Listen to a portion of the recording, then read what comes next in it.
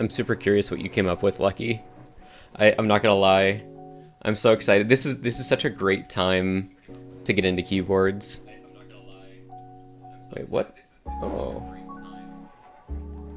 Turns out my my phone was being loud. One up keyboards. Alright, let's look at this. The Sweet 16. Ooh. Nice. Oh, and it comes with switches. Okay. That's perfect. And keycaps. Like, that's a perfect bundle for 20 bucks? Seriously? That's so good.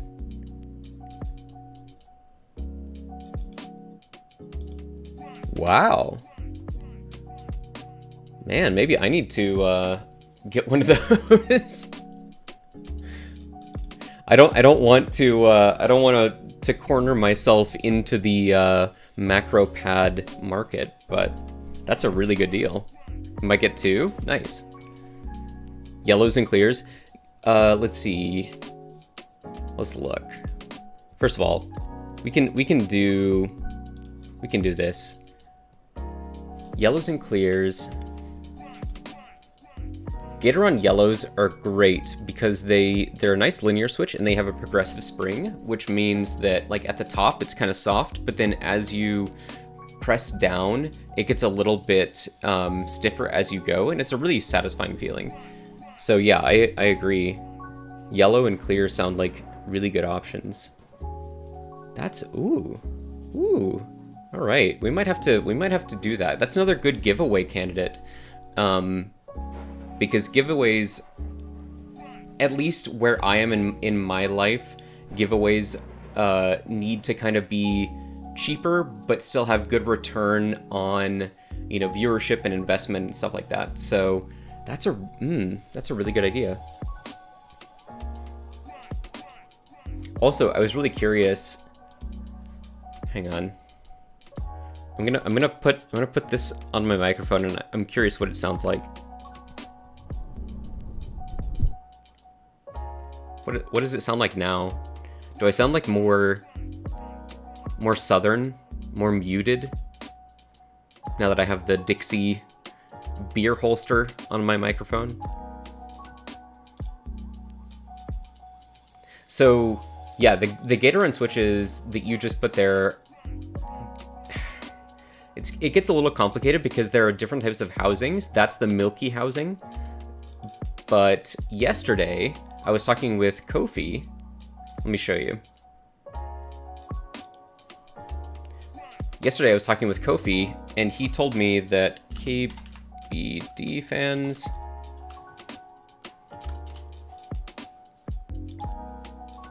had Gatoron yellows in stock. Whoa. Get out of here. Switches, Gatoron.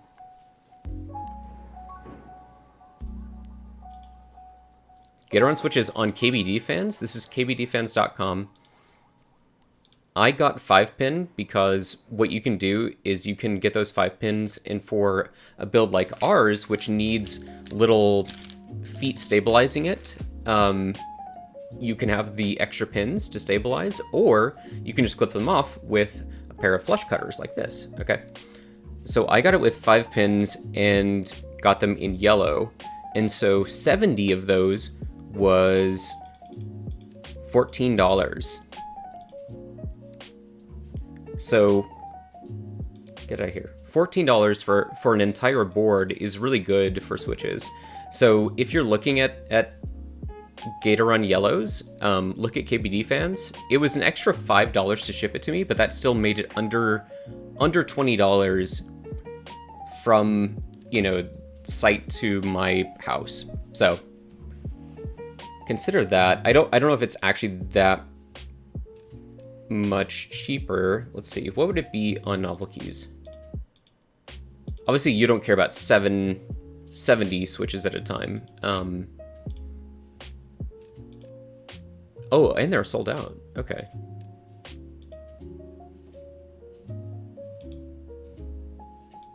What about What about the other variants? No, not keycaps. Switches.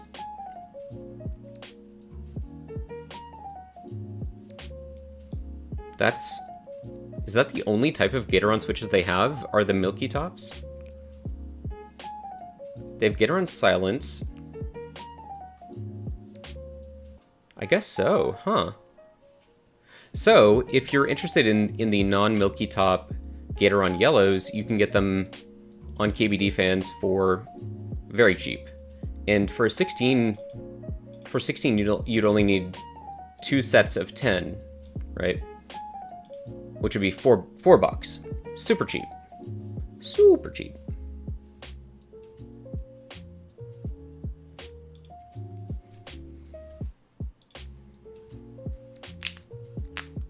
Oh, I see. Okay. So, like, it comes with them. I see. When you pasted the Novel Keys link, I was thinking you were saying that you'd be buying them on your own. But yeah, if it comes with them, perfect.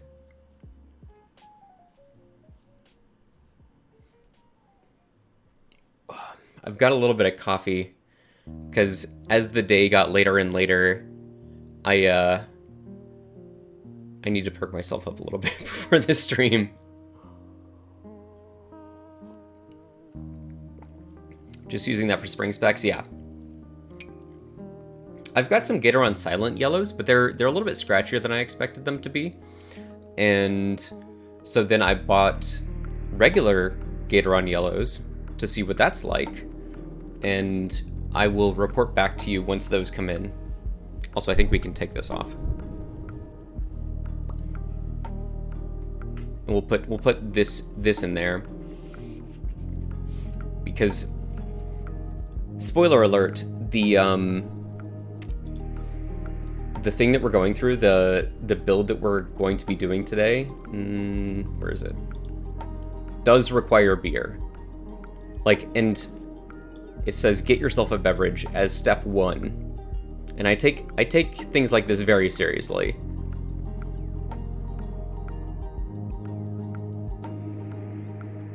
But yeah, we've actually built one of these on stream already. I don't know if anybody went back and watched the VOD. But I'm excited to do it again because I think second time around it'll be a little bit smoother, more interesting. And yeah. The other thing was that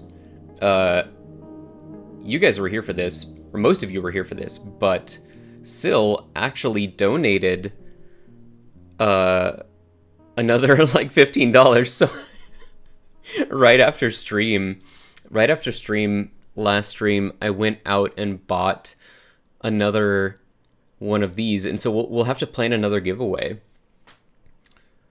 And I'm curious what you guys think about that, because the holidays are coming up, and in my understanding, Twitch viewership kind of goes up in the December and January timeframe because people are spending more time indoors, they have time off from school or work or whatever it is. And so I'm trying to figure out the sweet spot for when we give away our next Macropad. So we're gonna do this today. My autofocus is still a little bit wacky, but we're gonna do this today, and then we're going to have another giveaway coming up very, very soon. And if you guys have suggestions on that, if it should be like a Christmas giveaway, or if it should be a New Year's giveaway or something like that, let me know. But yeah, so today I'll lay all this stuff out.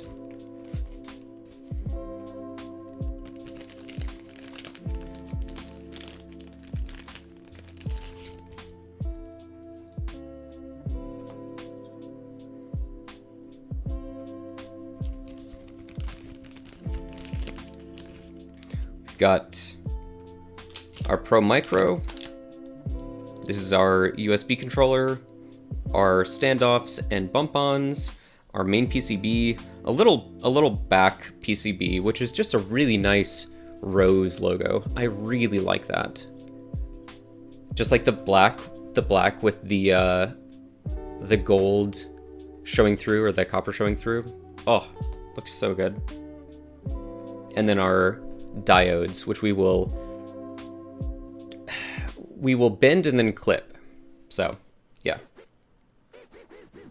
What's the other side look like? So the other side for the rows is blank.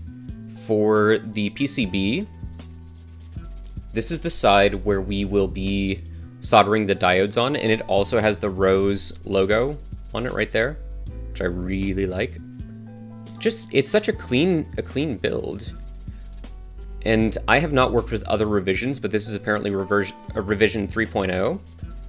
And yeah. This one's gonna go a little bit smoother than last time, because last time we were kind of figuring things out as we went, and we made a couple mistakes. It turned out great. I don't know if you guys can see that. It turned out great, but we did make a couple minor errors.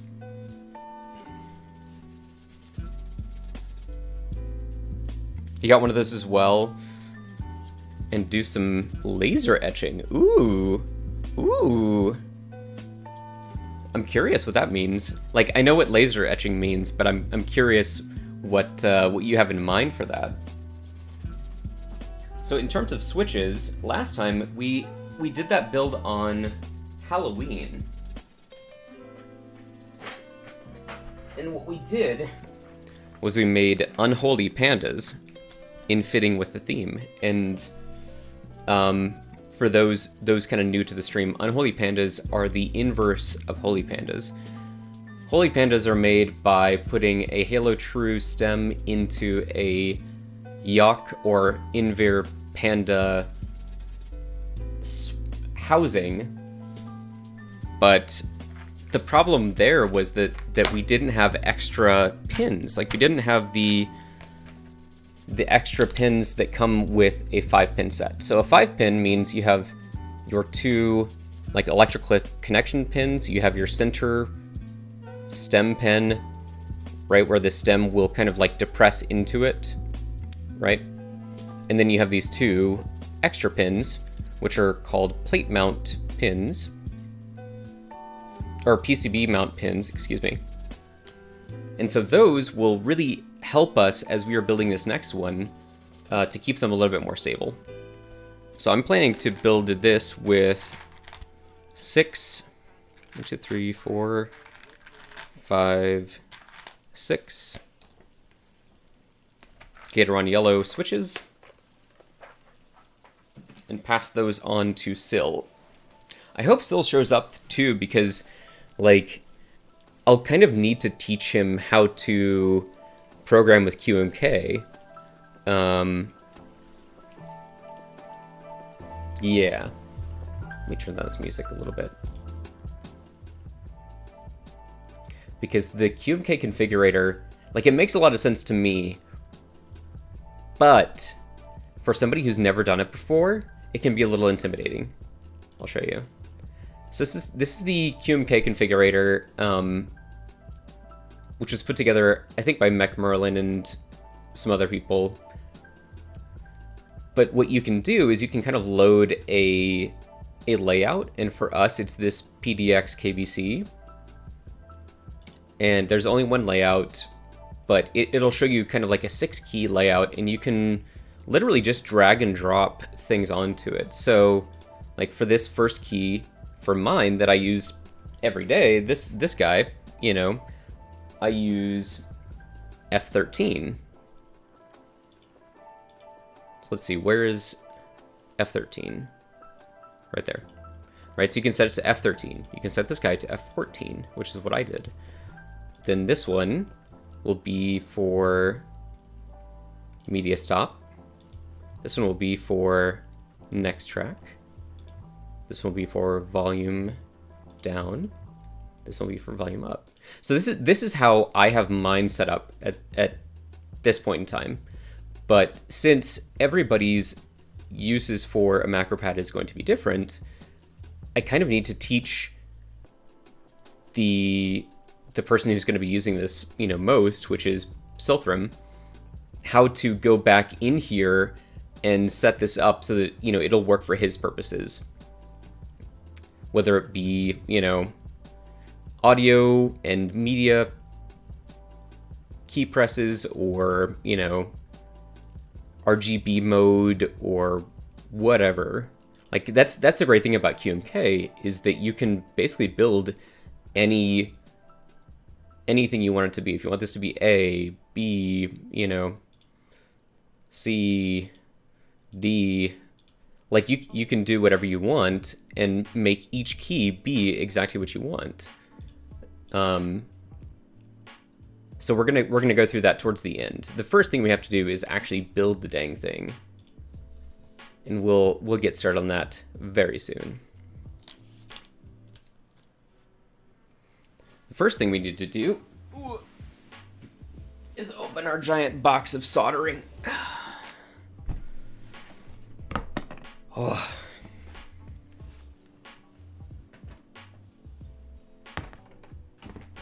So we'll get our helping hands out.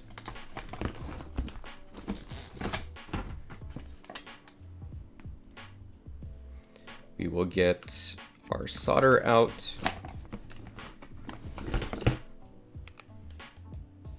And then I'm going to be using my soldering iron, this guy, my Hacko soldering iron. And I think that's all we need for this. If we need more than that, we're kind of in trouble. Oh, I just remembered. I have chat set in follower only mode, which I don't want anymore. There we go. Excellent. I did that for the giveaway. We might do it again for the giveaway later, but for now, I don't like restricting chat in any way.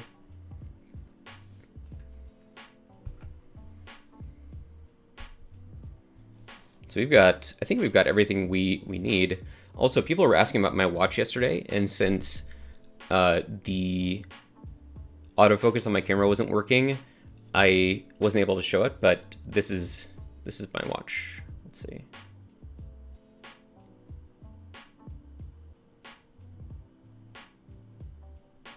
I like it. I think it's nice. It's got this like brown coppery finish to it that goes really well with brown pants. And my wife got it for me for my birthday. Are you intending to have the minute or so delay, or is that by default, or am I just going crazy? I think you might just be going crazy. This could be the disaster I've been waiting for. Cows in art class. What a fantastic name. Holy crap. That's amazing. I love that username. Welcome. We are going to be doing a Macropad today, and I'm glad you're joining us, because this is actually a really affordable Macropad, and I like kind of evangelizing for... You built this? Oh, nice. Okay. I like evangelizing for mechanical keyboards, and one of the best ways to do that is through like little Macropads. And then this is a giveaway. This is one that we gave away last stream. And so I'm going to build it for the guy who won it.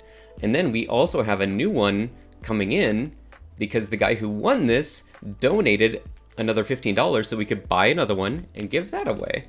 So I like Macropads from that perspective. They offer a really nice entry point into kind of the mechanical keyboard space. But yeah, thank you for joining us. When did you change the followers only? It took a while for you to say it. Well, now you're asking me to remember exactly when in time I did that, and I can't remember. I don't know.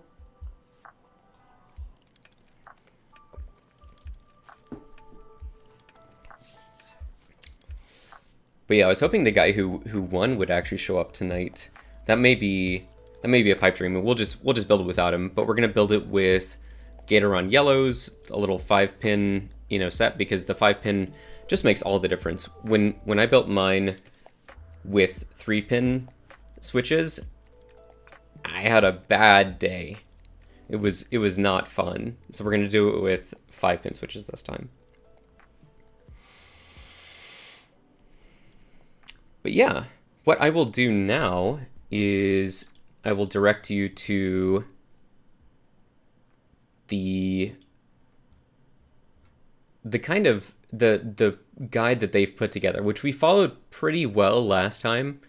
And obviously it starts with beer. So we've got some beer. We've got our little Dixie Mech beer holster, as it was called last stream. Ready for this ASMR? Ready? You guys ready? Oh!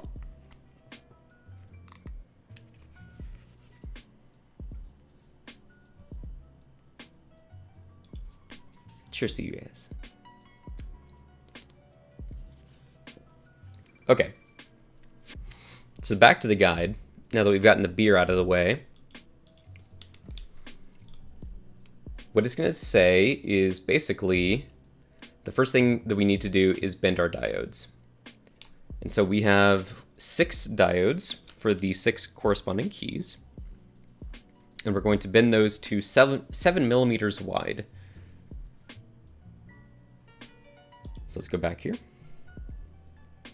And then I'm going to use these calipers, which I have. They're fairly imprecise, but they will still do the job. They're Harbor Freight calipers. And we're going to open them up to 7 millimeters. And the way I'm going to do this is different than I did it last time. Last time I did them all at once, and I feel like that was kind of a mistake, because what I used, per the directions, was cardboard. But cardboard didn't work super well for me. As I was bending it over, the cardboard itself kind of flexed a bit, and meant that this, like, each 90-degree angle was off by a little bit. So what I'm going to do this time is basically just get an idea for where that 7 millimeter mark is on either side. Okay. And then I'll do it by hand. So let's open these up.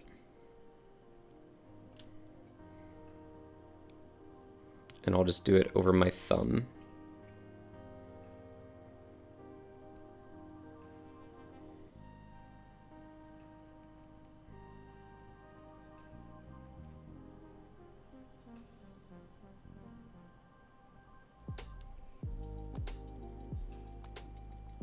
And it's hard to get these 90-degree angles, at least for me, with my fingernails, but I think we're doing okay.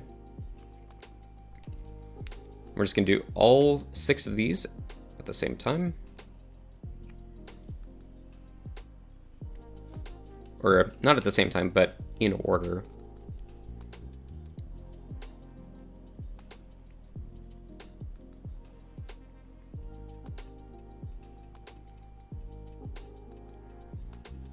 And then as we finish these up, we will run them through the plate, or through the PCB, and then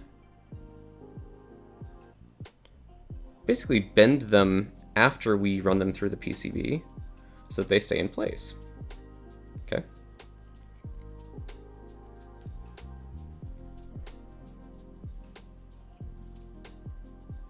Also, let me know, I'm accidentally doing this all kind of like off screen because I'm putting it really close to my face, so let me know if you guys can or cannot see what I'm doing. Okay. So I think that's a pretty good example of what we're going for. You know, we're trying to do about 7 millimeters apart, and I'm just using my nail because I think that's even more precise than what we did last time. Which is a little depressing, but that's okay. The problem with this is that it's very prone to rounding. So what you have to do, and I'll try to show very closely this time, what you have to do is make sure that you have a very fine edge. So for me, it's going to be my fingernail, right? Like a very sharp point to go with. Otherwise, that 90-degree angle will round off and become, you know, a rounder edge. So let me show you one of my mistakes. It's like for this first one that I did, when I was doing that, I didn't have a sharp enough angle, and it tried to kind of round itself off on the edge rather than making it a really nice, sharp 90-degree angle. But for this most recent one, since I used my nail, very close to the edge, it became a much sharper angle. So we're gonna do that again, right there. And just like that, that one's pretty good. Okay. So we've done 5 out of 6. Here is 6 out of 6.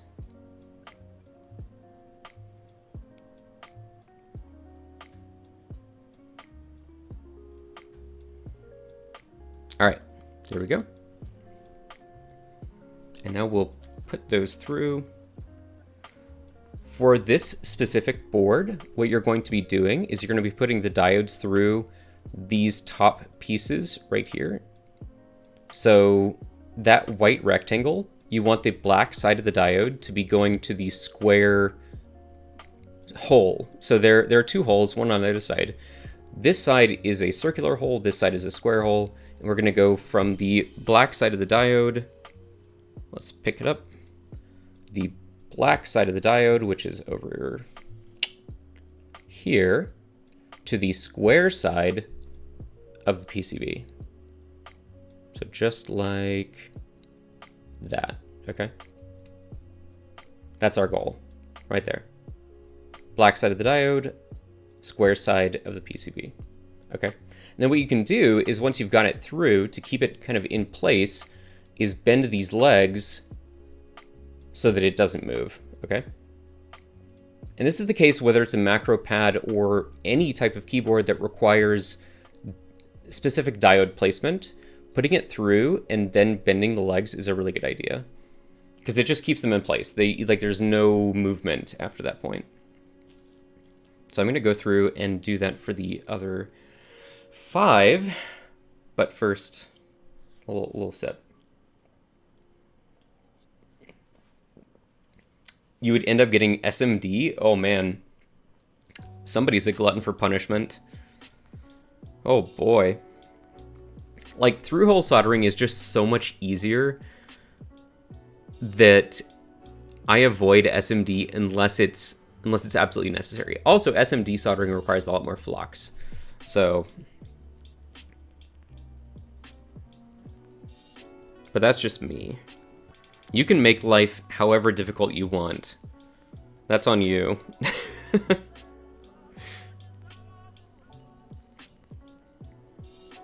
Here, flip this guy.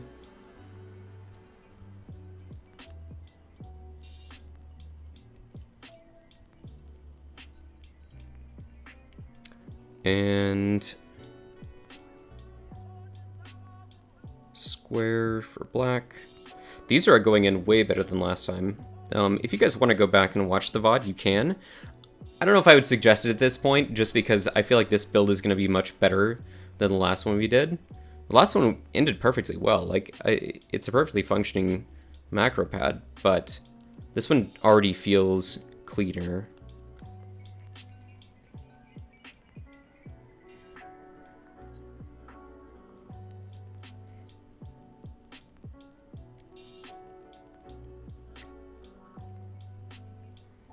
And then last one.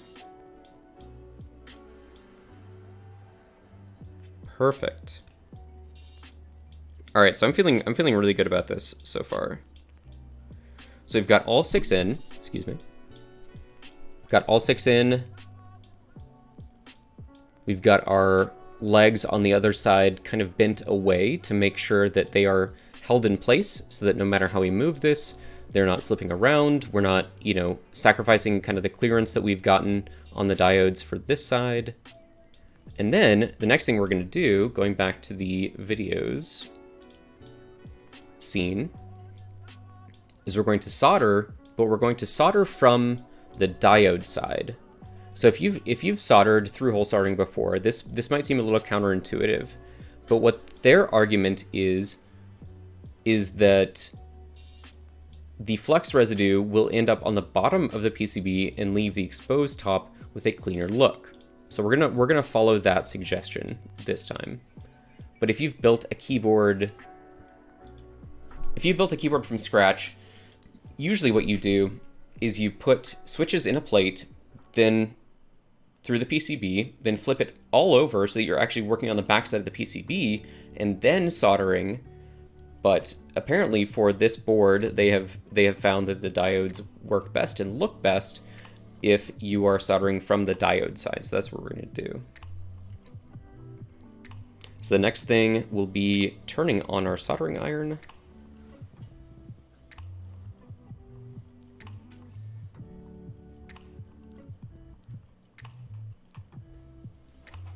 Oh, there we go. Oh.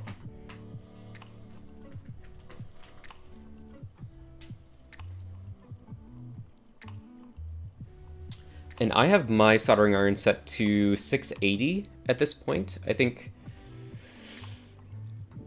you can get away with lower than that. I think you can get away with probably 650, maybe even 600 for solder. But the lead content kind of matters, and we will see. Hang on. Let me read chat for a second. Hello, name level 2 or level 2. Welcome, thank you so much. Do you use this kit a lot? I use it literally daily. I use it for, like, when we switch to our gaming scene, back to our just, cam scene, I use it to pause music, turn volume up or down. Literally every single day. All right, let me answer level 2's question. Seeing Corsair on the screen, I have a Z390 UD motherboard and 64 gigs of RAM. That's a lot. Nice. 4x16. Part number CM64. Ooh, I'll have to look that up. The part number is not on Z390 RAM list. Okay. Have you had any trouble? Like, as you actually slot it in, have you had any issues with it coming up as dual channel or anything like that? Let me search for that. Because that's similar to the type of RAM that I have. Like, I have Corsair Vengeance as well, but not the 4-stick 64 gig set.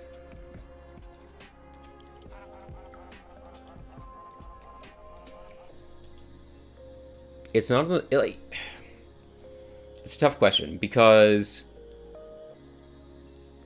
if it's not on the approved motherboard RAM list, I'm not going to go on record and say that absolutely it's going to work. I feel like it might, but the speed of your RAM makes a ton of difference in terms of what motherboards support. So it's probably actually where is it? The PC4 24000 number that makes the most difference out of all of that, right? Like, your motherboard will probably be able to hold 64 gigs of RAM, that's fine, but will it be able to do it at PC4 24000? I don't know. And it sounds like maybe not.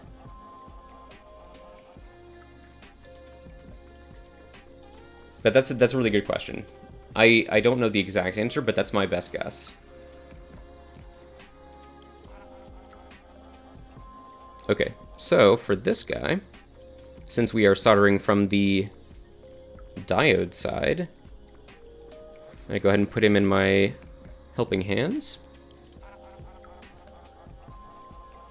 The RAM they go in there is ADATA 16 gig, 3000 megahertz. Well, yours is 3000 as well. So why would that... Is it DDR4? 3000? That's a good question. Because any modern motherboard should allow for 64 gigs of DDR4, in my opinion. The fact that it's not on the approved list is a little concerning, but If you're buying it through somebody like Amazon, you can actually buy it and then slot it in and see if it actually works for you. And if it doesn't, you can kind of fine tune from there. But I don't want to lead you astray. Like that's my problem is I don't want to give you bad advice. But I have been more and more I have been using the fact that Amazon allows you to just like return stuff, and if it doesn't work out, you can have a replacement in roughly 2 days.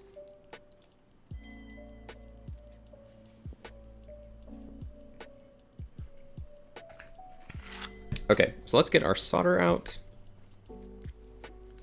This is, just so everybody knows, this is Kester 44 rosin core. And if anybody wants the specific part number, there you go. Appears to be 0.8 millimeter. It's nice thin. The part number is not on here, but if you replace the D with a B, there's a match. Huh. It might be worth trying to figure out what the D and the B actually stand for. You have a roll of silver solder from Radio Shack. Solder, for the most part, is all kind of the same. The only caveat to that is this stuff. Lead-free solder. So, I tried to get lead-free solder because I thought it was going to be more environmentally friendly, and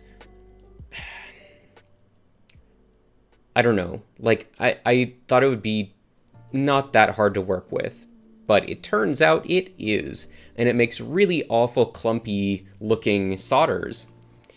So since leaded solder is still allowed in the States, that's what I'm going to use, because it's so much easier to work with, like just so much easier. So let's see. I don't know if this is actually going to work or be useful.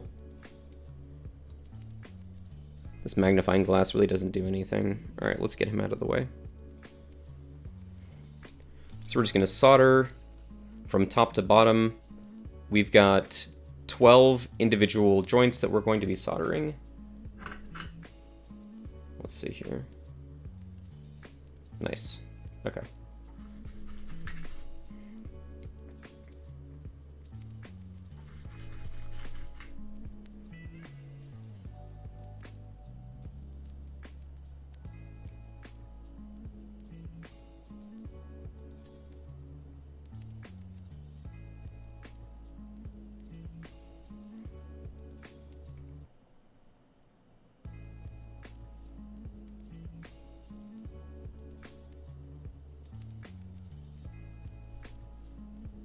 Excuse my patience here and my quietness. I'm just trying to focus.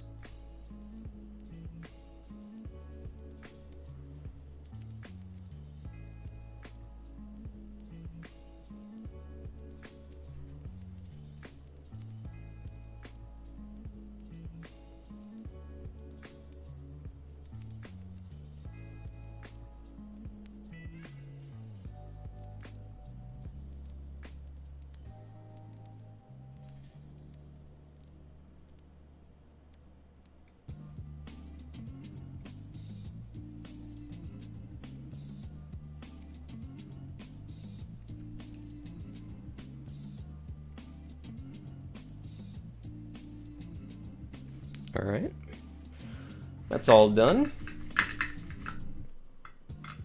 Go ahead and put some more solder on your tip.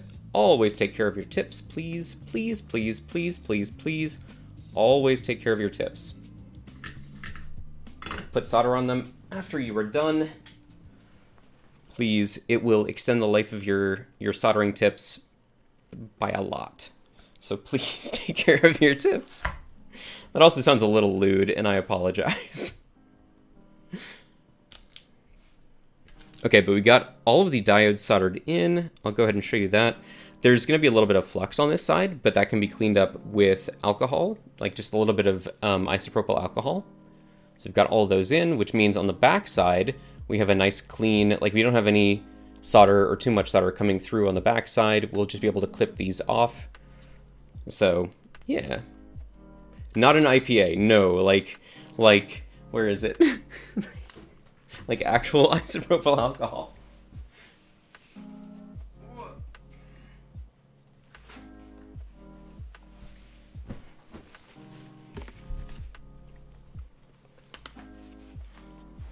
I wish I had some cotton swabs, but I don't, so I'll just have to use a little napkin or something. But like for a Macropad and for lots of things, I don't know if it's actually worth the effort, but since this is actually going to somebody that is not me, I'm gonna go ahead and just get a little bit of isopropyl alcohol on a napkin and clean it up.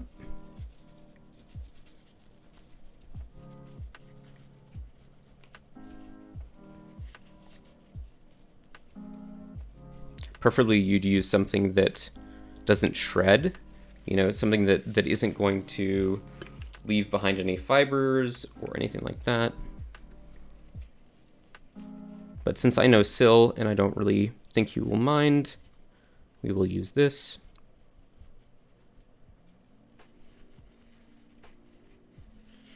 Okay.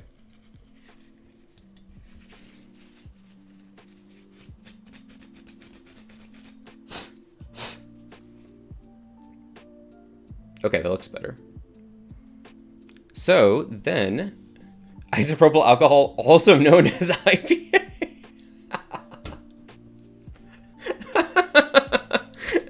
Well, when you phrase it like that.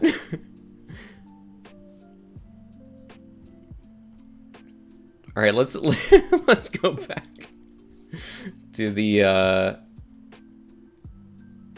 where is it? This guy. Okay. So we finished that. Now we can clip off the legs with our flush cutters. By the way, flush cutters, best investment of my life. These things are amazing. So what they are is they're like a set of bent cutters that allow you to cut things at a perfect flush angle. So what we're gonna do here is just cut these off one by one.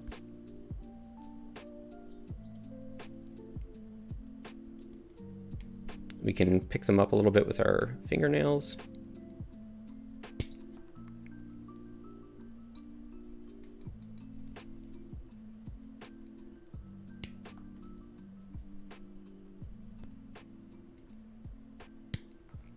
Just get those big ol' extra leads out of the way.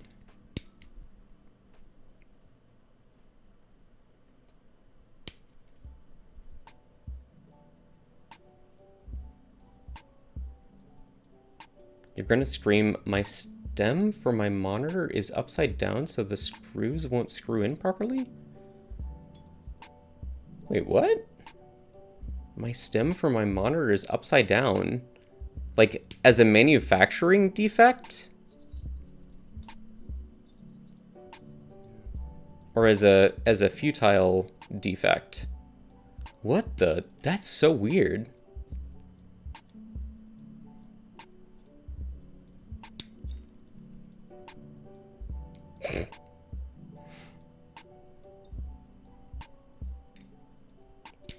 It wouldn't be the first time if there were some futile defects, let's be honest. I still have to ask.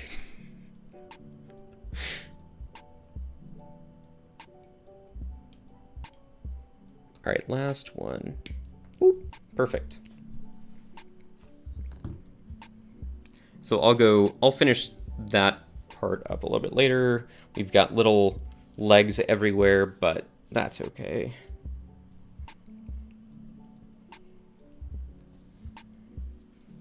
So the next piece is now we're going to solder in the headers for the Pro Micro. So this is our Pro Micro. It's a little USB microcontroller. Okay. It comes in a nice sealed package, ESD package. We can open up.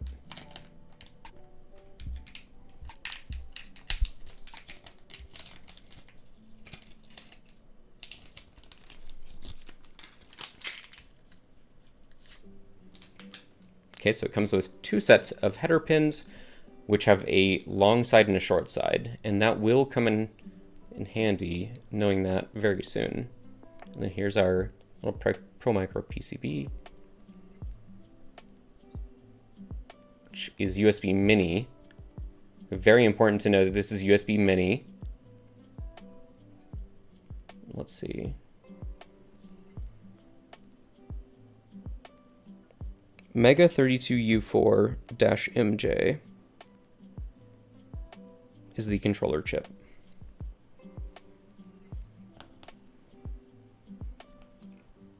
But as on this diagram, what we're going to do is we're going to put the shorter pins through the PCB. Start by soldering just 1 pin on each header, then flip the PCB over to make sure the headers are straight. And the nice thing about these headers, I'll show you, we're just switching back and forth a lot. The nice thing about these headers is that they do, like that black piece of plastic, come on, is actually, it has some depth to it, which will make sure that it's flush. So as we put it through, right, like this, it is actually sitting at a 90-degree angle by default. And so all we will have to do is make sure that it stays in that 90-degree angle. But we're doing it from the diode side, right? So the short pieces will go through and end up on the PDXKBC side.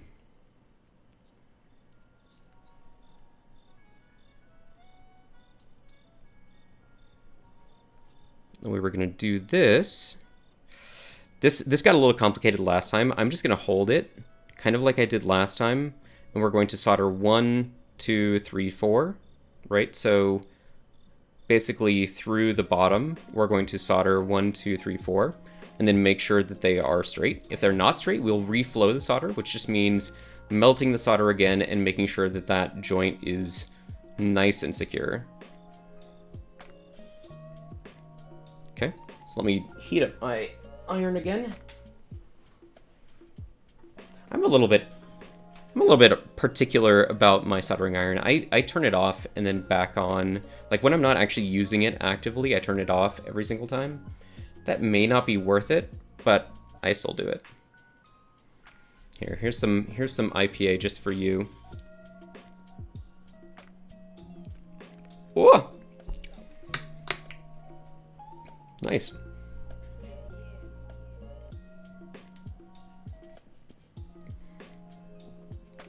Don't do that? No, I'm just kidding, I didn't.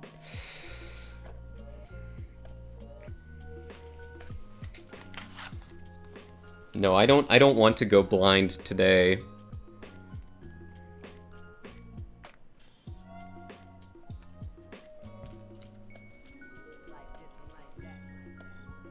Okay.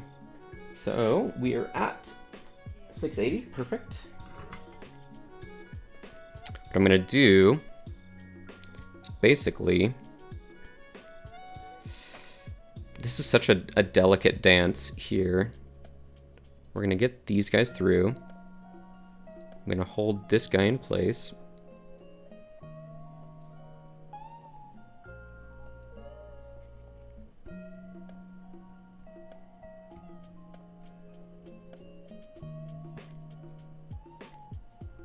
And then you have to hold it for a solid second too, because the solder doesn't cool down immediately. You have to hold it and make sure that it's actually going to stay in place for a little while after you actually get the solder into the joint.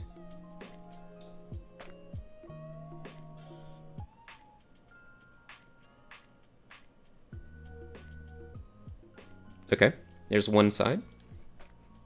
Now let's do the other.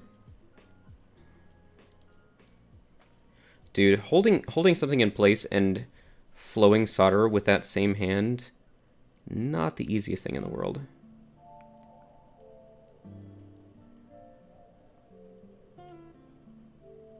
And again, call out if you can't see what's going on. I only have a limited camera setup here, but I'll try to make it as good as possible. There we go. Okay.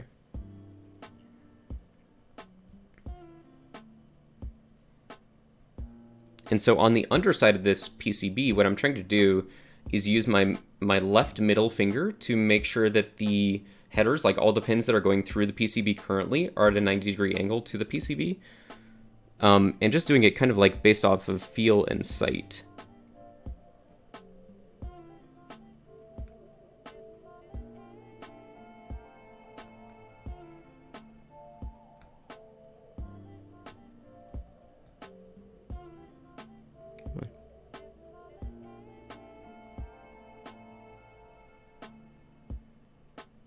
Okay.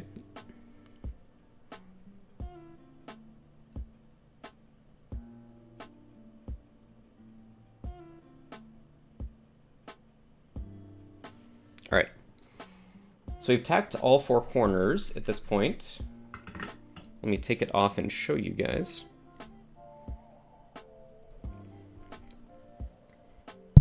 Also, I need to switch back so I can actually see the chat.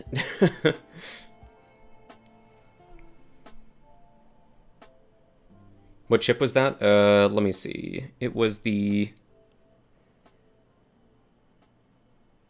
Atmel Mega 32 U4-MU. I will show it very close if the camera will actually pick it up. There we go. That's the guy. So pause the stream there if you are interested. But what we just did was we went through and we tacked the 4 corners of these header pins so that they are at a nice 90-degree angle. Come on. A nice 90-degree angle. It's not gonna focus, is it? Whatever. But if it wasn't at a 90-degree angle, we would need to look at those 4 corners again and make sure that we melted that solder down and then got them into a 90-degree angle.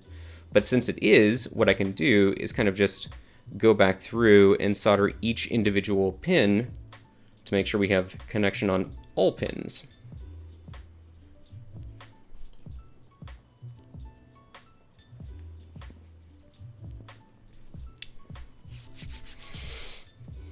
That's methanol, I believe. Yeah. No, we don't mess around with methanol here.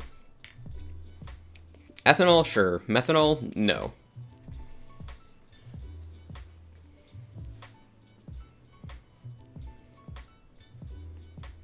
Okay. And this next bit is not difficult, but it's kind of like that, you know, the diode soldering, where it just takes a little bit of patience and making sure that you are being precise about it, because it's possible that solder can flow between 2 of these pins.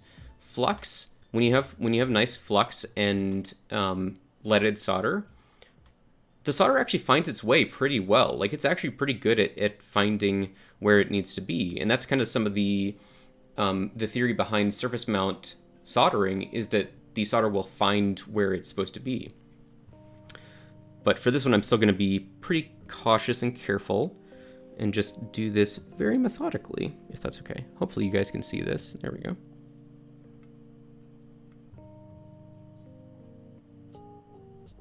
We're just going to leave our soldering tip in place for a little while after we flow the solder, and then lift it up.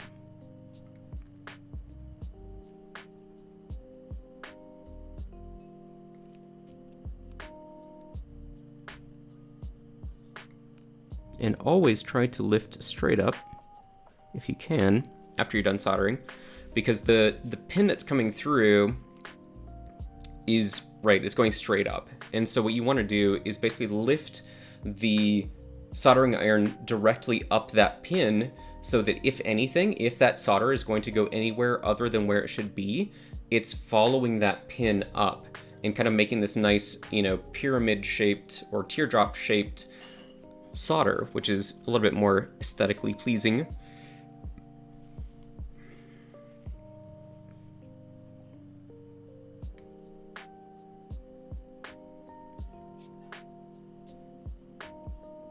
And then around some of these diodes, we have to be careful because the diode solder is fairly close to the Pro Micro pin solder.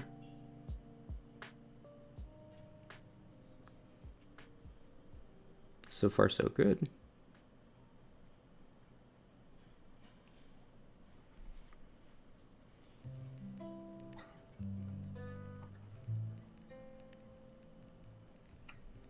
All right, there's one side done. Moving on to the other side.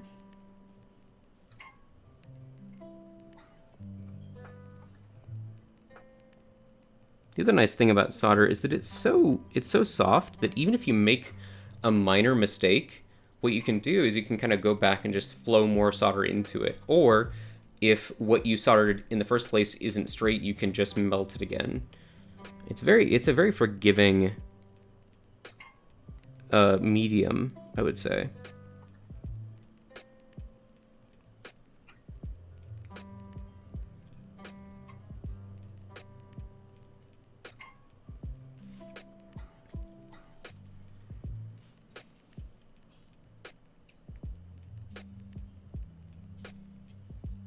But yeah, this is a little tedious. This is how many? 1, 2, 3, 4, 5, 6, 7, 8, 9, 10, 11, 12. 12 on one side, 24 on both sides, you know, little solders.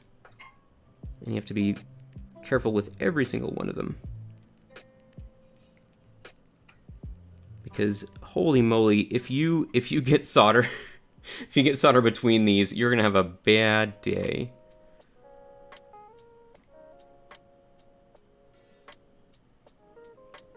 There's also a philosophy about how you should heat exactly where you are soldering. And I am of the camp where you put the soldering iron down between the PCB pad and the PCB pad and the pin that's coming through it. And you like heat both of those things first and then you add solder. Some people are like, oh, just put the solder and put the solder in the iron, it's gonna make solder. You're like, well, yeah, but if you heat the entire area first, I think you're gonna be better off and have cleaner joints in the end.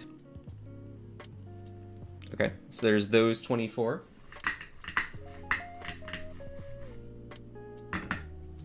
Go ahead and turn my iron back off for the time being, and let's take a look at what we did.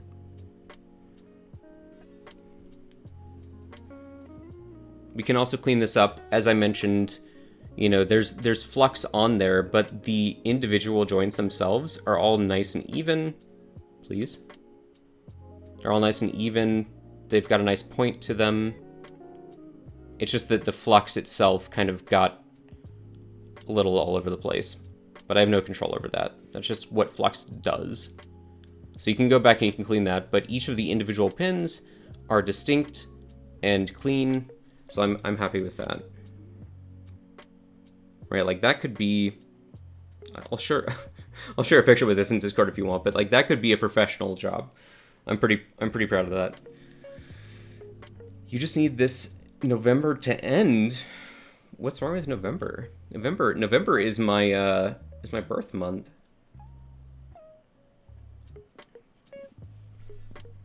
I love November.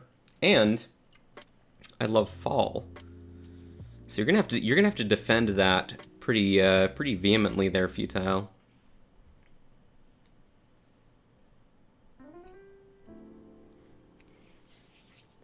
Because the plate is upside down? Oh, because of your... Oh, yeah. Because of your monitor issue. That is dumb. I'm sorry about that. Alright, let's go back to our video scene. Let's go back here. So we did that.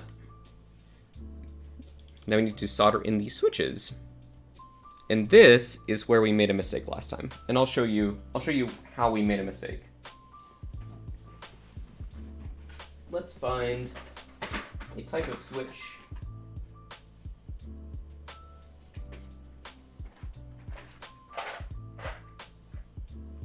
Okay. Holy pandas.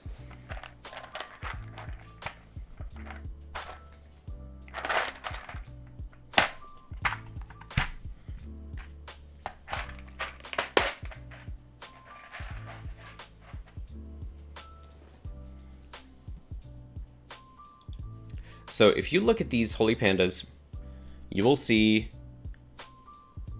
that they are 3-pin, right? They just have the circuit connection and the central pin where the stem depresses, right? So as you have your switch in, like the stem has to have somewhere to go. And so it goes down that little pin in the center, that little depression in the center. Okay. But that sucks when you're actually trying to put it into something that doesn't have a plate, because the plate adds rigidity for 3-pin switches, but not 5-pin switches. And like if you don't have a plate whatsoever, you know, this guy will go in. This guy will go in, but he'll like rattle up around all over the place. Like look at all the movement that he can have, right? That's bad. That's really bad.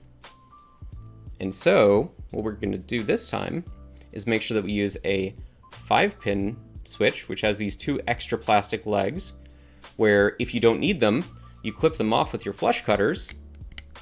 But when you do need them, like on a PCB mount board, they come in super handy because you can see these extra cutouts for those. So let's see.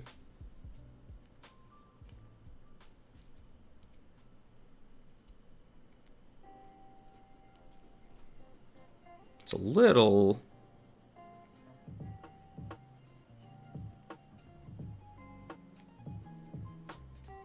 stiff, but you can see now as I put it in, it's just staying there full time. You can see those extra pins kind of coming through on the backside of the PCB, and that will mean that no matter what, this switch will stay straight, right? It does not move back and forth at all.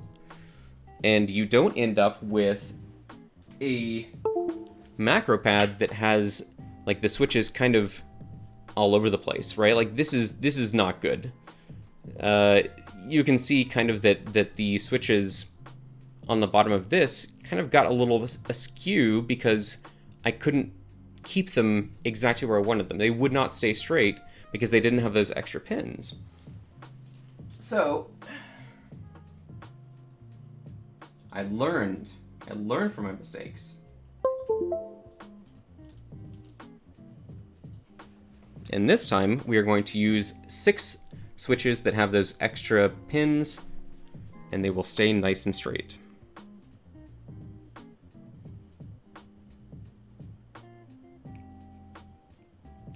It's a little bit of a tighter fit. Like you can kind of see me struggling a little bit to get them to snap into place. But I think overall it's going to be a much better experience.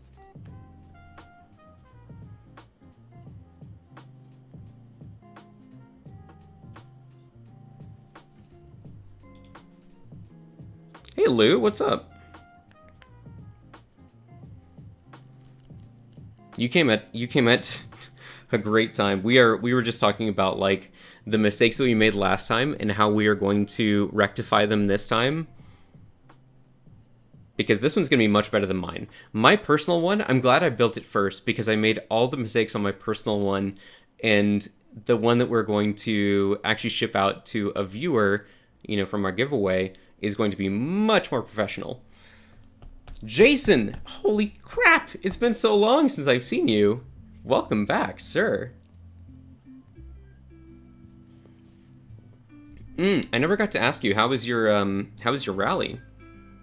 Your Bernie rally?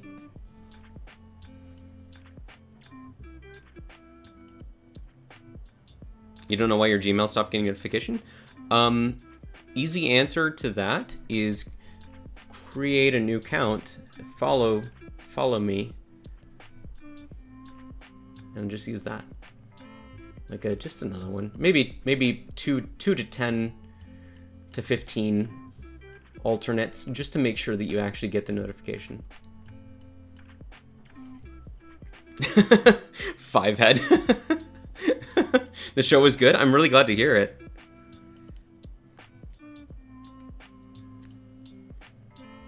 All right, so we have 4 through at this point. They are nice and stiff. Like, without any force, they stay perfectly in place, which is what you want to see. Okay, we're gonna add 2 more. 69 accounts on the way. Nice.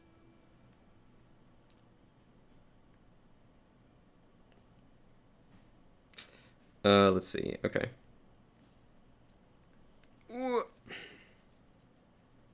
But Jason was the first winner of this. Jason was here when I tried to give this away the first time, and there were so few people in chat that he was like, I don't know if this is fair, and asked for it to be given away a second time. So we did actually find a winner last stream, Jason, and that winner actually was kind enough to win and then donate some money so that we could do another giveaway.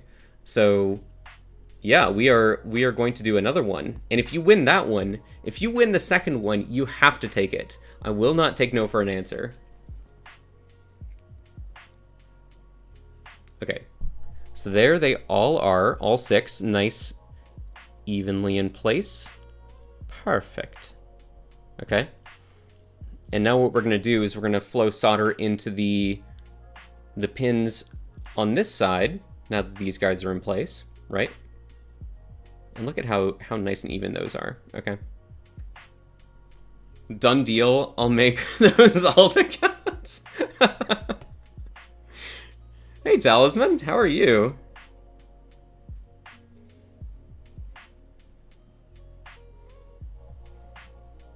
We had the clavier problem where we tried to give something away and there weren't enough people in chat to actually win, and that was a sad day. That was a little, I felt a little pathetic on that day, but we finally gave it away.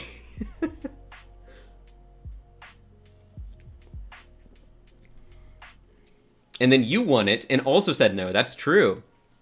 Because he's one of my mods and he has honor or something. I don't know what you call it. Okay. Actually, I put this in upside down. So to go back to the documentation just one more time, I'm pretty sure this is exactly how you do it, but going through documentation is... Oh, wait, what the flip is this? Pogaroo? Wait, has anybody seen this emote? Why would you do this? Okay, anyway, that's not where I meant to click. Here's where I meant to click. So yeah, now we just need to make sure we solder in the switches, clean up the flux, and then solder the Pro Micro. Cool.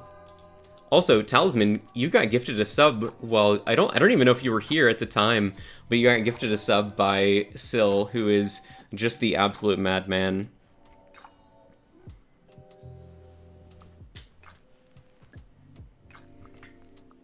But we are at a very odd juncture in my streaming career where we literally have more subs than followers.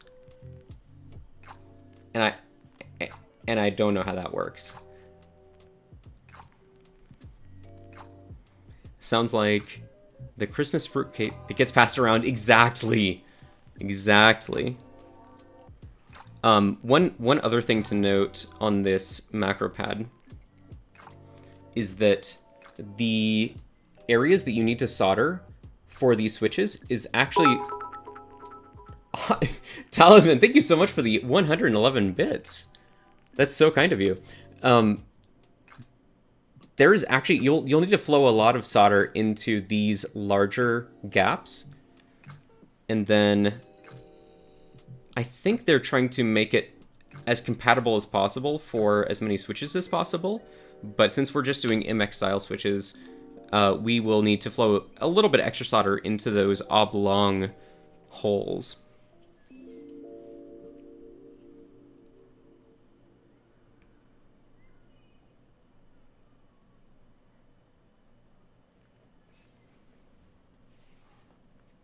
And it's just a little bit more than you'd expect. Like, you just have to kind of keep going until it fills up that hole. I'll show you guys up close and personal once we're done here. That's a little bit of a precise task.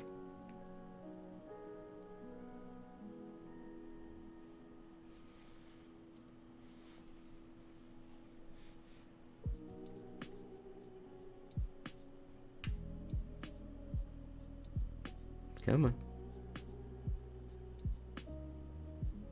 Okay, perfect. There's 2 down, 4 to go.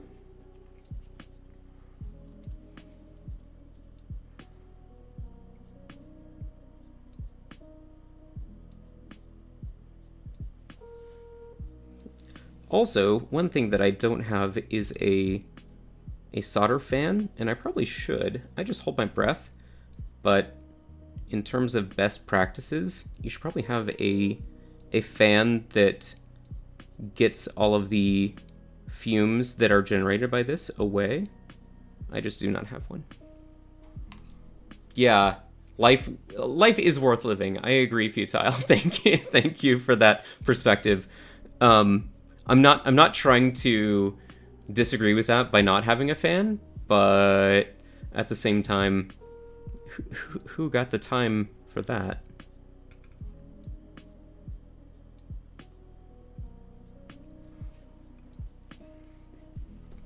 But the other thing is like, even if I did have a fan, it would just be blowing it around my room. This is not a super well ventilated room. It would just be kind of like making it even smaller particles. I don't know.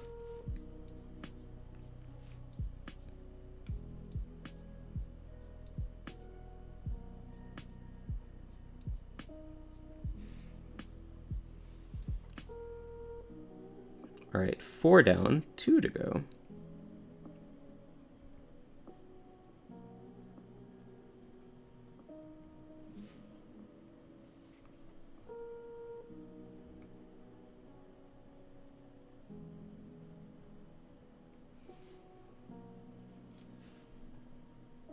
And last one.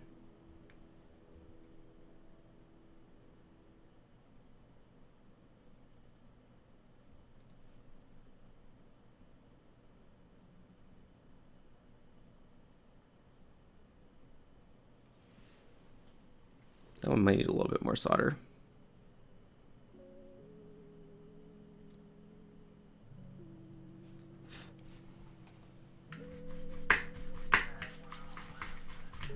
And then, what did we say earlier?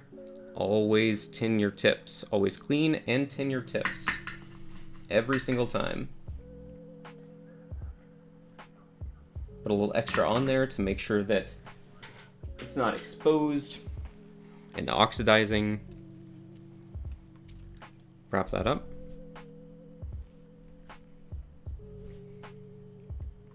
And here's where we are. Okay. So, like I said, those oblong holes required a little bit more solder, and you can see there's a little bit more flux on the outside of those. I'll clean that up in my own free time, but yeah, I think we are doing well. All of these are in place. All of our switches are soldered.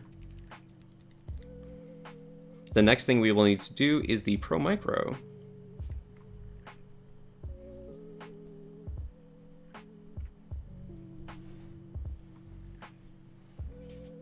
So let's go back to our documentation really fast.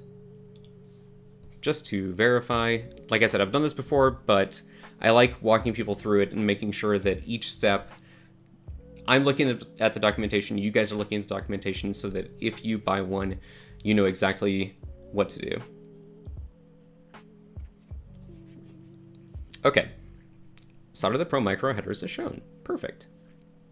So the reason this series of events is important is because you do need to get to these switches that are actually mounted underneath the Pro Micro first, and then, like, so it's important to do this first, then not do the Pro Micro. Don't solder the Pro Micro, because you will need access to this from the soldering perspective. You'll need to put your iron on the underside of the PCB between these header rows, and then eventually later put the Pro Micro with the rose side up on, and the longer legs going through the Pro Micro, okay?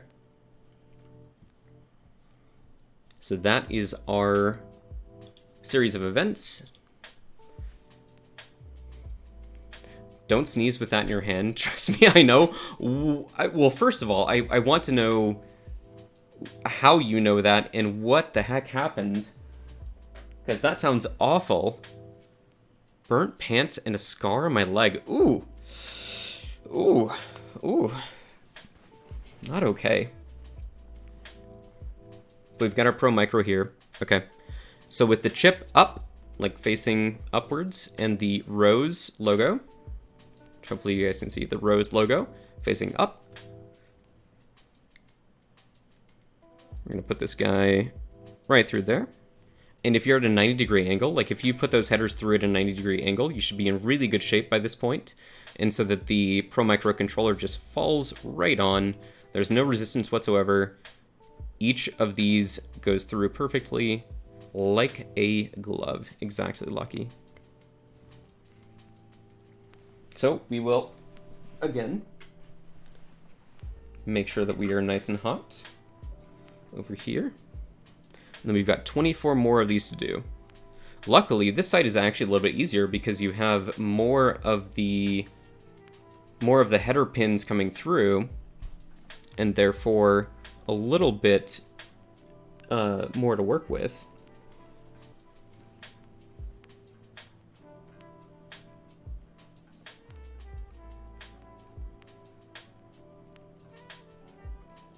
Again, when you flow it, just pull straight up.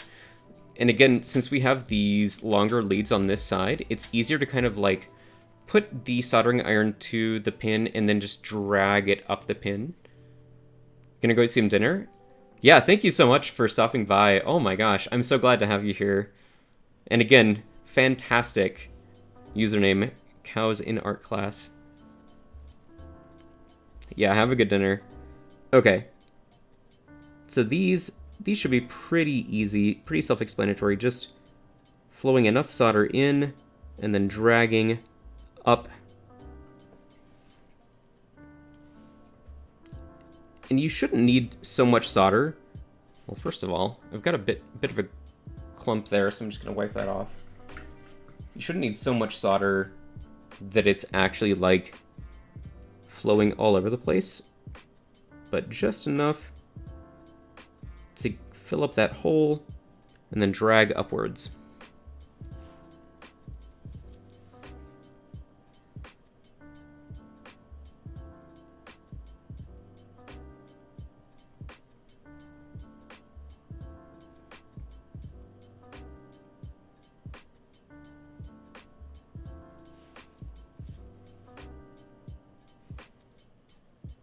And since these pins are kind of close together, you do have to double check your work. You have to make sure that as you're flowing it in, it's not bridging between two different pins. But with enough flux and with leaded solder, it really shouldn't be that big of a deal.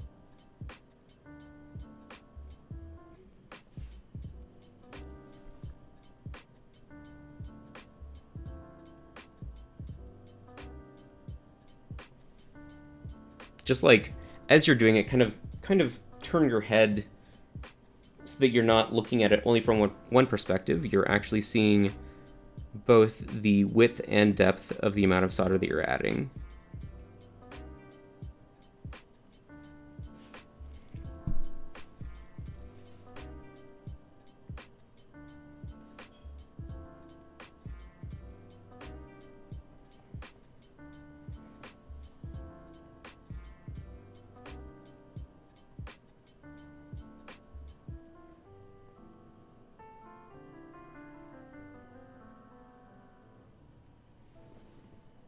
Nice.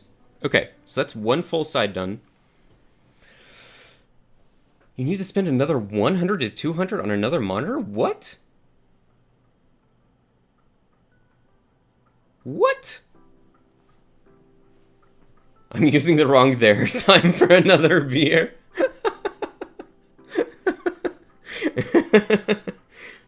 Yep. Lucky understands.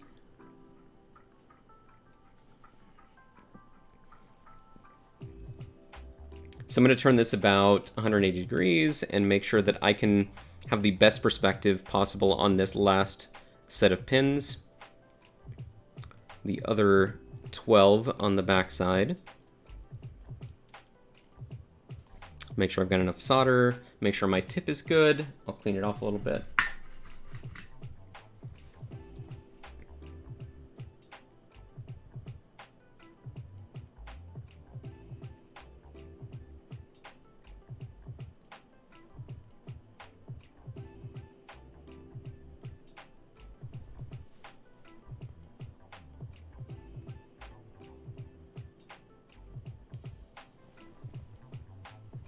And you don't need a ton here, just barely enough to fill that gap and then drag a little bit up the lead. And I'm using a, just so you guys know, I'm using a chisel tip for my soldering iron. You don't really need anything finer than that. You can. If you want something much finer than that, you can. But between these individual pieces, there really isn't enough of a gap. I should say there is enough of a gap that you don't really need to go any finer than just like a standard chisel tip.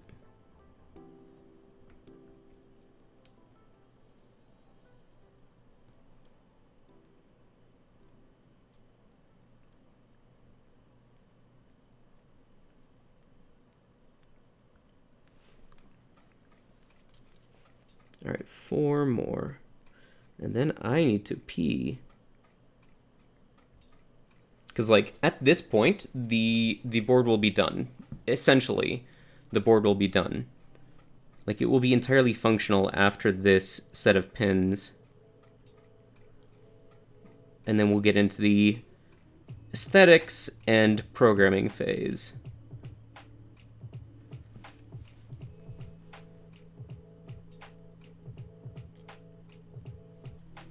All right, perfect. A little bit extra flux, or a little bit of extra solder for our tip.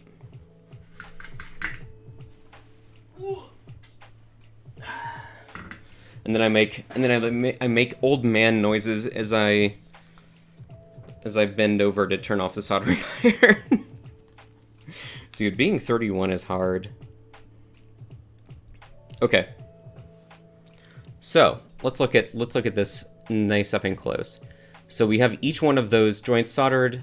There's no overlap in between any of them. There's a little bit of flux because which we can clean up later.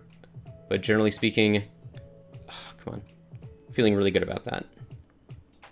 See those nice peaks right there. That's what I was talking about as to when I drag up, when I have the soldering iron and I flow solder in and then I drag up, that creates that nice peak, and doesn't have solder like dripping over the edge or drooping to one side. You're going directly up the lead. So as it stands, this is functionally done. But what we're going to do in just a second, after I use the restroom, we're going to come back, we're going to add the aesthetic pieces, and then we're going to get into QMK, which is a configurator tool, and we're going to program it to have some default functions, okay? So let me turn on my BRB screen. Let's go JustCam.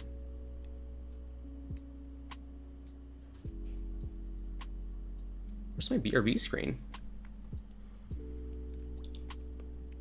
Where'd it go? Text, BRB. Okay. I will be right back. You guys enjoy these smooth jams, and we will finish this guy out in just a moment.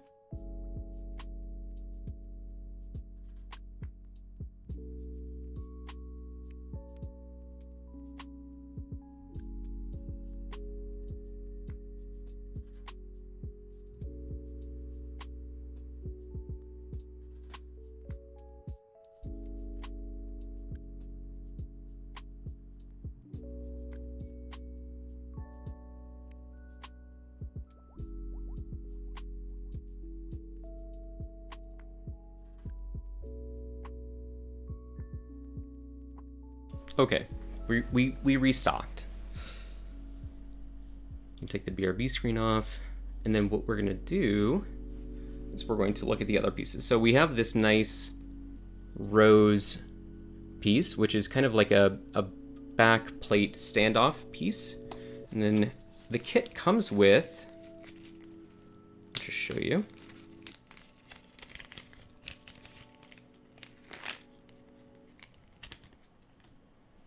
Comes with 8 screws. So 4 of the screws are rounded head. 4 of them are countersink. And then you have some standoffs. So just like, you know, pieces that give it some extra depth. And then bump-ons, which are little rubber feet that you put on the bottom and keeps it from scratching your desk. Okay. So what I will need for that is a Phillips screwdriver.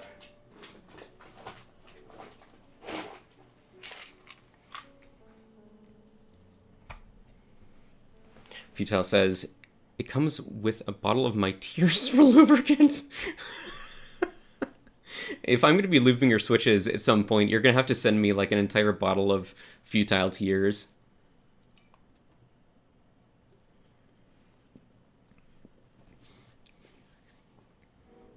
Yeah, I was not really laughing at your pain. I'm sorry. Don't try me. I'd pay extra though. So yeah, I'm really pleased with these. These are nice and square. The caps that we put on them will be perfectly even, unlike our last one. Very nice. Very nice. But on mine, what I did, so the ones on the bottom are the countersink ones, right? So these are the ones that are flat and that you can then put bump-ons because they will have a flat surface. So what we're going to do is we're going to put one through and then screw in this standoff. Okay. So we're going to do that for all 4. This is the, come on. This is the flat bottom screw with the standoff on the other side. And we're doing it with the rose facing the bottom because we actually want to be able to see it when it's entirely assembled, right? Because here's mine, right? We've got switches on one side and then that nice rose on the back. Gamer tears more valuable than bathwater? Is that true? I don't know, man. Belle Delphine, she's got quite the quite the following of men and women who, I don't know. Let's not get into that because I'm gonna say something that I will regret.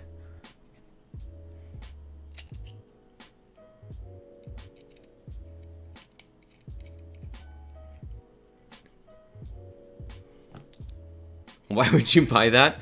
Because people... No, I'm not getting into it. Remember? Stop baiting me. Stop! Stop baiting me. I'm not gonna get into it. You almost had me. I almost actually gave my opinions on the subject.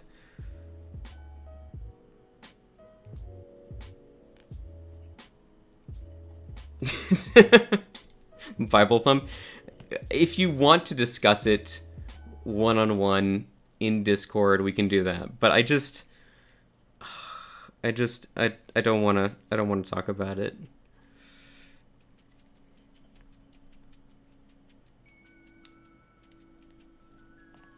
All right, so I'm putting the bump-ons on the back side of these countersunk screws.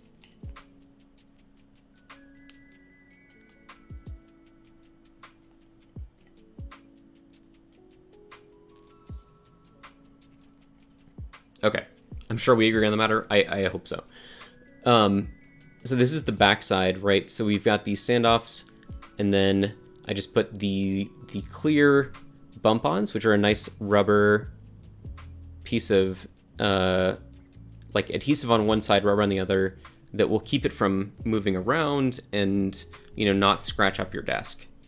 So with those in place, we could put these two things together, right? We could put both halves together and we would functionally be complete. But the reason I'm not is because I know that as we are programming this, I will need access to a couple pins on the back side of the Pro microcontroller, because that's how you put it into the reset state, is by shorting those pins on the back side, okay? So what we'll do is we'll switch scenes again. We'll go back here. We'll go back here. At this point, the Macropad is functionally complete, and it's time to flash the firmware to the Pro Micro. In order to put the Pro Micro in reset mode, you'll need to jump the connection between the pins marked ground and reset, okay? You can use anything metal that will touch just these two pins. Checking the auto flash box in QMK will flash the firmware as soon as you put the Pro Micro in reset mode. Okay, so what that means, let's see if I can get QMK up really fast.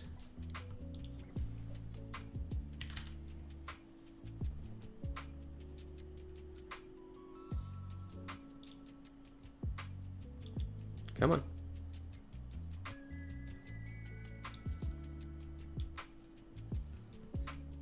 We're going to switch to this scene, which has basically, this is the QMK toolbox. What you do is when you are making a new configuration, you will do so in qmk.fm, config.qmk.fm, and that will generate a JSON map. And then from there, what you'll need to do is put your keyboard or your Macropad into reset mode, which will then load this keymap.json into your Macropad. So the first thing we will do is do that. Let's make one from scratch. Let's make one that uses F13, F14, F15, F16, F17, and F18. All right, so these are all F keys that are not available on a standard keyboard, and that as you press them on your Macropad, a program such as OBS or I don't know, anything that allows you to assign keys to it will use those keys as its switch point. So for me, I use F13 and F14 to switch between scenes, but it could be really anything that you want. So we're going to set them all to F keys that don't exist on a regular keyboard, and then we're going to say download, or actually compile first, or it's going to bake. And I'm going to take a drink because my mouth is incredibly dry for some reason.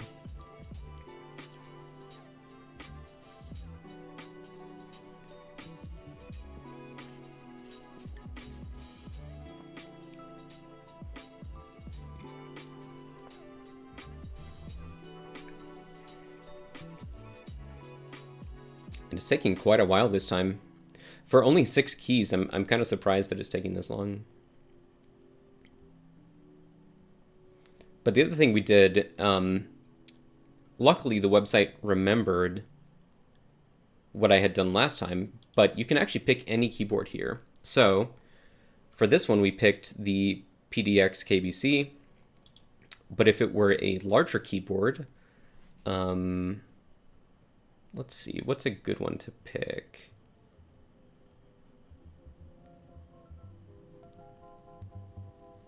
An 1800. First of all, let's download the key map. Save file, sure. Firmware.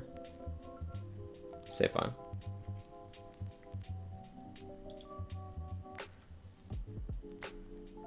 But if we had a different keyboard, right, one that has a larger layout, we could do the exact same process and just, you know, replace these keys at will with whatever we wanted, right? This is a standard split keyboard layout, but depending on what we wanted, where's the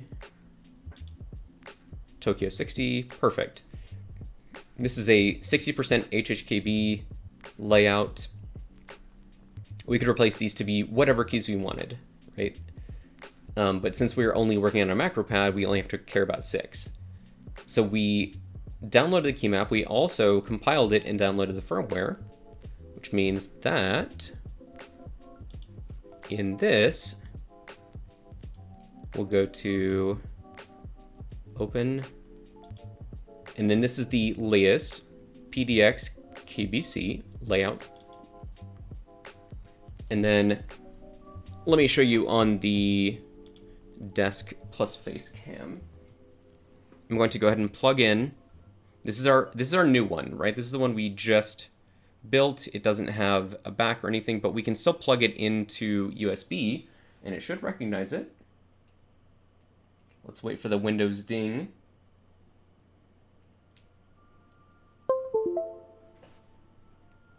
Excellent. Okay. So if you can see kind of off screen, we've got a couple LEDs on the board itself indicating that we have connected. You heard the Windows sound, which means that all of our solders, you know, were good. And so what we can do is now on our second monitor screen, what we can do is we can say auto flash, which just means that whenever we hit that reset switch, it's going to flash in the key map that we have defined here, right? Does this really matter, actually? Let me know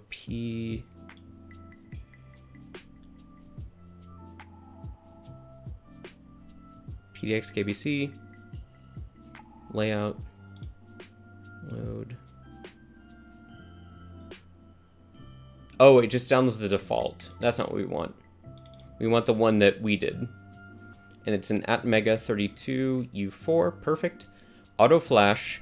And so what we're gonna do, as I mentioned, we're gonna short these 2 pins, and I'll just use a pair of tweezers, right? Just a pair of tweezers to go between the ground and reset switches. Right there. And then, going back to second monitor, all of this happened while we were in the other scene, but it connects, finds the device, uses the device code 0x44, verified that it was uploaded correctly, and then disconnects it. So what we'll have to do is we'll have to disconnect the USB, reconnect, and then what we can do is test that our key map, right? We did F13, F14, F15, F16, F17, and F18 onto this guy. We can go into another program like,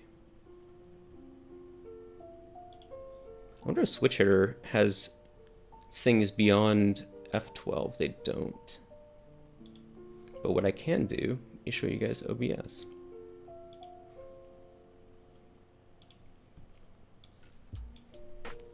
So, if we go into second monitor, you guys will see OBS here.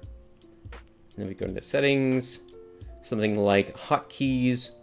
Okay, let's say we want to switch to my alt screen. We want it to be, and this is me hitting the top left button, F13, right? Let's clear that out. This is me hitting the top right button, F14. Clear that out. F15. Clear that out. F16. Clear it out. F17. And F18. So that proves that we have actually configured each of these 6 keys to be the different F keys, F13 through F18. And then once you have this in place, so I know, let's cancel out of here. Let's move you back. Let's go back to desk plus face. So lucky, I know that this was an issue for you, right? Now that you actually have these keys on actual keys, what you can do is you can go into OBS and just like hit the actual key that corresponds to F13, and that will allow you to switch scene to F13. So that's kind of the proof that what we did was correct. We have all of our keys in place, all of our solders are good. We can now get to the final assembly and the final drink.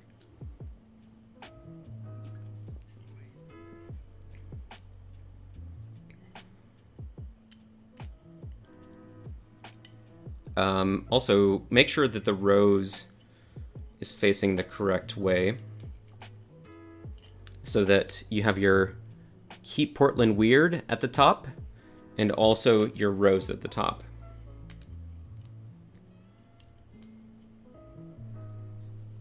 And I'm just going to put each of these screws in. Open up my screwdriver set.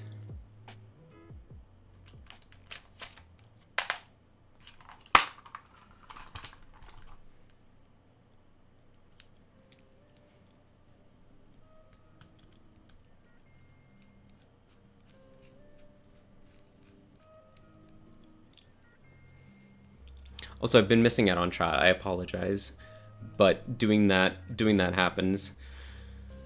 Like switching between scenes where like I'm using my second monitor really heavily means that I kind of have to give up chat for a little while. So I apologize. No reset button on it? It doesn't have a reset button. It just has a reset pin. If you're buying a fully functional keyboard, like a custom keyboard, it will usually have a pin on the bottom that allows you to reset and not, need to jump pins like this. But since it's a more bare bones, like skeleton kit, you do need to jump individual pins.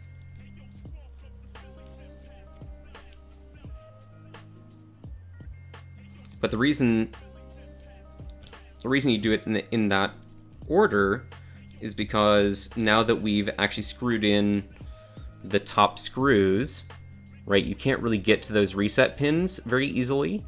And so you would need to take the, the top screws out and then, do your reset, all that. Theoretically, you could get your screwdriver or, set of tweezers into the side. It's just really, really sketchy. So we're not going to do that. Use your tweezers? Yeah, that's a good idea. It's possible. Hang on, let me see.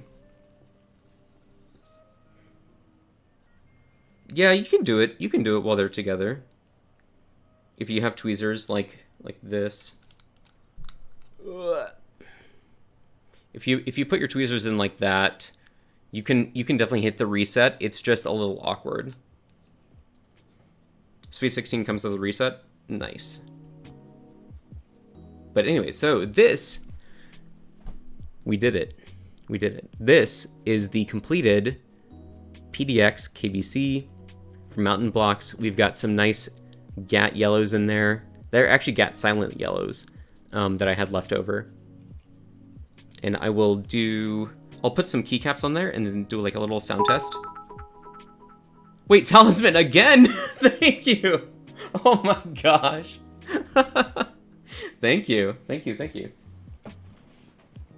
Let's put some of our misc keycaps on there because we have tons of little keycaps from all over the place that we'll put on there. Put a light blue, a light purple. And I like to put varied keycaps on there, like different colors that you can rearrange, that in your mind you'll make like a mental map of what each key does. So we've got light blue, light purple, green, like a smoky gray, kind of like a GAT ink gray, and orange.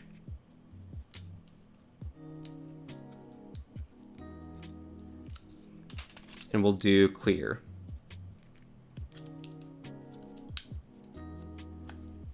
So nice and even.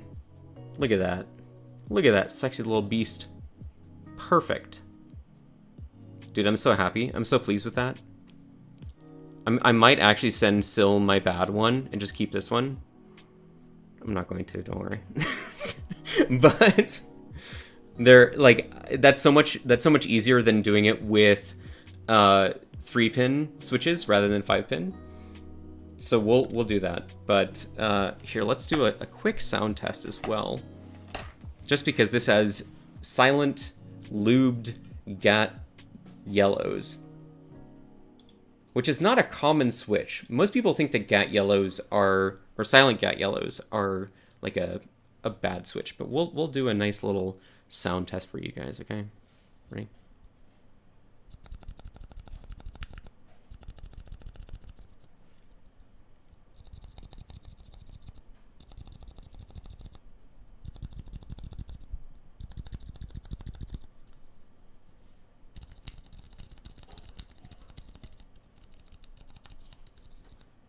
I have no problem with that. I have no problem with that whatsoever. People think that GAT yellows are, or GAT silent yellows are scratchy. I've had no problem with them at all. Nezzy, hello, welcome back. So yeah, that's nice. We'll get this out to Syl. He has sent me his address and everything, so we will get that out. And then, as I mentioned in the title, I would like you guys to help me figure out when our next giveaway should be, because we have another one of these on the way. And if you guys have suggestions around the holidays when we should give it out, let me know. Either here, DM, Discord, anything. That was good. I feel so much better about that one. The last one we kind of struggled through, but this one was good. This one was really good. Also, if I'm not mistaken, there are actually a ton of people streaming tonight. And so what we might do is raid somebody. This is a bit of a shorter stream, but we might raid somebody. Again, kind of trying to get a little bit of exposure and make sure that our charity build, when it comes up in December, gets as many eyes on it as possible. So let's see who is up. I think Apiary is up, right? Yeah, I watched some of Mex on Decks earlier as well.